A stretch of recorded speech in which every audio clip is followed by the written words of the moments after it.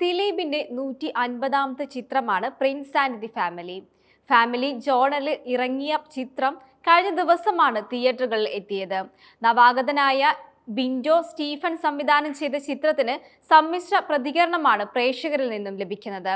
പ്രമുഖ tracking സെറ്റായ സ്കാനിൽക്കിന്റെ report പ്രകാരം 3.72 കോടിയാണ് ചിത്രത്തിന് ഇതുവരെ ലഭിച്ച കളക്ഷൻ. ആദ്യ ദിവസം 1.01 കോടിയും രണ്ടാം ദിവസം 1.32 കോടിയും മൂന്നാം ദിവസം 1.72 കോടിയുമാണ് ചിത്രത്തിന് ലഭിച്ചത്. അതേസമയം സിനിമയുടെ വിജയത്തിൽ പ്രേക്ഷകർക്ക് നന്ദി അറിയിച്ചുകൊണ്ട് ഇന്നലെ ചിത്രത്തിന്റെ അണിയറ പ്രവർത്തകർ പത്രസമ്മേളനം നടത്തിയിരുന്നു. ദിലീപ്, ധ്യാൻ ശ്രീനിവാസൻ, സിദ്ദീഖ്, നിർമ്മാതാവ് ലിസ്റ്റിൻ സ്റ്റീഫൻ തുടങ്ങിയ നിരവധി പേരാണ് വിജയാഘോഷത്തിൽ പങ്കുചേർന്നത്. പരിപാടിക്കിടയിൽ വളരെ വൈകാരികമായ പ്രതികരണവുമായി ദിലീപ് വന്നു.